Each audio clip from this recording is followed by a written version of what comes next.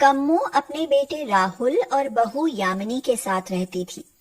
कम्मो को तो यामिनी शुरू से ही पसंद नहीं थी। हर काम में मीन मेख निकालना कम्मो की आदत बन चुकी थी। यामिनी भी अपनी सास की इस आदत से बहुत परेशान हो गई। अरे बहू, ये क्या बाजार से सड़ी हुई बासी सब्जियां उठा लाई? लगता है बेकार साग सब्जी खिलाकर हमें मारने का इरादा है। अब तो भगवान ही बचाए। माँ जी, आपको तो जब देखो लड़ने का बहाना चाहिए। अभी 4 लोगों को इकट्ठा करूं तो वही बता देंगे कि सब्जी बासी है या ताजी। हाँ हाँ ठीक है, भला तुमसे कोई जीत पाया है? तुमसे तो 4 गांव के आदमी भी नहीं जीत सकते बहस करने में। चलो अब जो भी लाई हो वो बना लो, भूख के मारे आते से कुड़ गई हैं।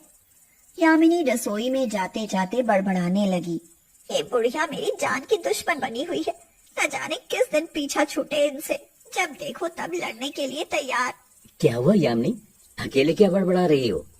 और क्या हो सकता है इस घर में? अपनी माँ की आदत तो जानते हो ना।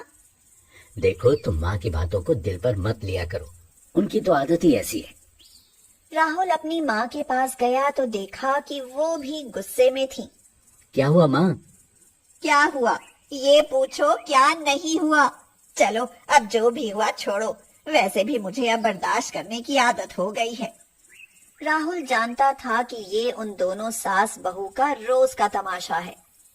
कुछ दिनों बाद राहुल ने यामिनी से कहा, यामिनी, तुमसे कुछ बात करनी है।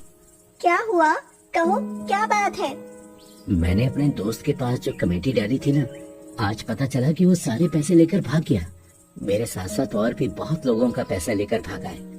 दिमाग चकरा रहा है। मैंने तो अपने जीवन भर की कमाई शेयर में लगा दी। पुलिस को इन्फॉर्म कर दिया है, अगर वो नहीं मिला तो। ये क्या हो गया राहुल? वो शेयर तो आपने अपनी बहन विधि की शादी के लिए डाले थे। 3 महीने बाद शादी है, अगर पैसे नहीं मिले तो हमारी विधि की शादी टूट जाएगी और बदनामी होगी सो अलग।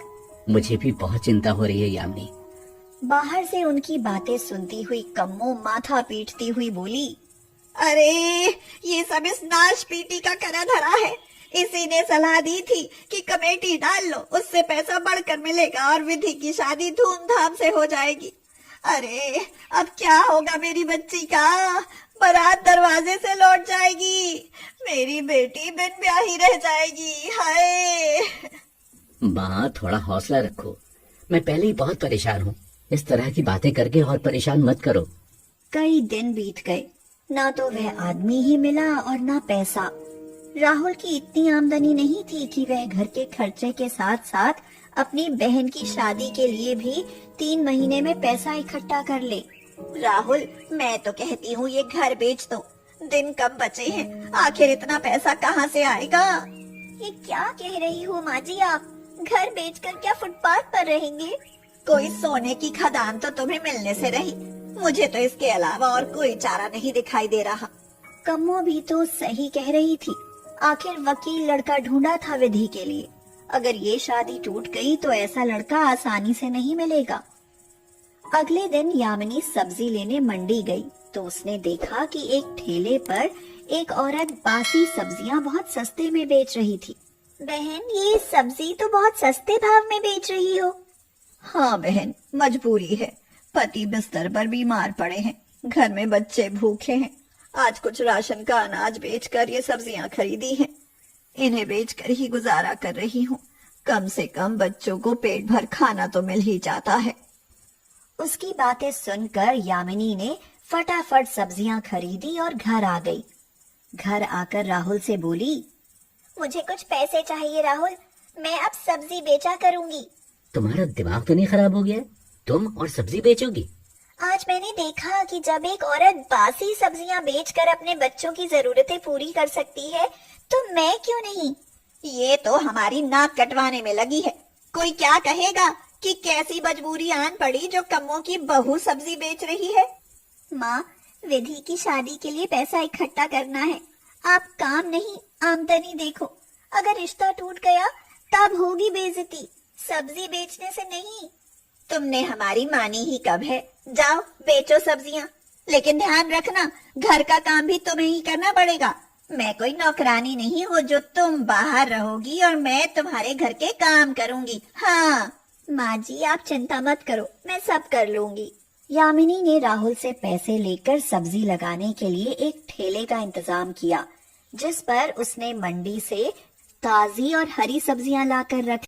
आइए, हरी सब्जियां ले जाइए, दूर भगाए बीमारी, ऐसी है हरी हरी ताजी सब्जियां हमारी। अरे वाह, तुम्हारी सब्जियां तो बहुत ही ताजी और हरी हैं। ये कटहल और पालक किस भाव दिया है? आज हमारे काम का पहला दिन है, इसलिए सारी महंगी सब्जियां केवल 40 रुपए किलो हैं। आपका जो मन करे ले जाइए। अरे वाह, सारी सब्जियां 40 रुपए किलो, फिर तो मैं सारी अच्छी अच्छी सब्जियां खरीद लेती हूँ। उस औरत ने झटपट कई सारी सब्जियां खरीद ली। देखते ही देखते दोपहर तक यामिनी की सारी सब्जियां बिक गई। यामिनी मुस्कुराती हुई घर पहुंची तो कम्मो ने पूछा, बहुत मुस्कुरा रही हो, क्या बात है? लगता है कुबेर का खजाना मिल गया है तुम्हें।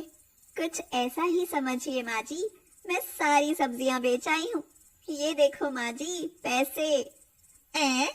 तुमने इतनी जल्दी इतने सारे पैसे कमा लिए? क्या इतनी जल्दी सारी सब्जियां बिक गईं? हाँ माँ जी, सब बिक गईं। अब इन पैसों से कल और सब्जियां लाऊंगी। देखना, विधि की शादी बड़े धूमधाम से होगी। अभी 3 महीने हैं हमारे पास, देखती हूँ कि कितना कमा लोगी। माँ जी, विधि की शादी आपकी ही नहीं, मेरी और मेरे पति की भी इज्जत का सवाल है, और हमारी इज्जत पर आंच आए, मैं ऐसा हरगिज नहीं होने दूंगी। तभी अंदर कमरे में से विधि परेशान होती हुई निकली। कम्मो ने पूछा, अब तुझे क्या हुआ? तेरी शक्ल पर 12 क्यों बजे हैं? माँ, प्रतीक का फोन आया था, कह रहे थे कि बारात का इंतजाम एसी वाले होटल में होना चाहिए। माँ, मैं कोई जवाब नहीं दे पाई। अब उन्हें कैसे बताऊं कि भैया का सारा पैसा कोई लेकर भाग गया है। अब हम गरीब हो गए हैं। विधि, उनसे कह देना कि हम पूरी कोशिश करेंगे। पूरी कोशिश करेंगे? कहाँ से करेंगे? हाथ में कटोरा लेने की नौबत आ गई है, बात करती है। यामिनी चुपचाप वहां से चली गई और अगले दिन और सब्जियां बेचने लगी। इसी तरह 1 महीना गुजर गया। यामिनी को सब्जी बेचने का अच्छा अनुभव हो गया था। अब वह सब्जी के थोक विक्रेताओं से बड़े पैमाने पर सब्जियां खरीदती और मंडी वालों को बेच देती, जिससे उसकी मोटी कमाई होने लगी। अब सभी लोग बहुत खुश थे। धीरे धीरे कम्मो भी यामिनी की सब्जी और घर के काम में उसकी मदद करने लगी। राहुल भी यामिनी की मेहनत और काम देखकर नौकरी छोड़कर उसकी मदद करने लगा। अब उनका सब्जी व्यापार कई मंडियों में चलने लगा। 3 महीने में उन्होंने विधि की शादी का बहुत अच्छा प्रबंध किया और खूब धूमधाम से उसकी शादी की। बहू, मैं तुम्हें हमेशा गलत समझती रही, लेकिन तुमने तो मेरी बेटी की शादी उनके मन मुताबिक कर दी। बहुत संघर्ष किया है तुमने, मुझे तुम पर गर्व है। गर्व कैसे नहीं होगा माँ? तुम्हारी गरीब सब्जी वाली बहू की पहचान अब सब्जियों के बड़े व्यापारी के रूप में होती है। हाँ, जानती हूँ। तुम जुग जुग जियो और यूं ही सफलता की सीढ़ियाँ चढ़ती रहो। ये कहकर कम्मो ने यामिनी को अपने गले से लगा लिया।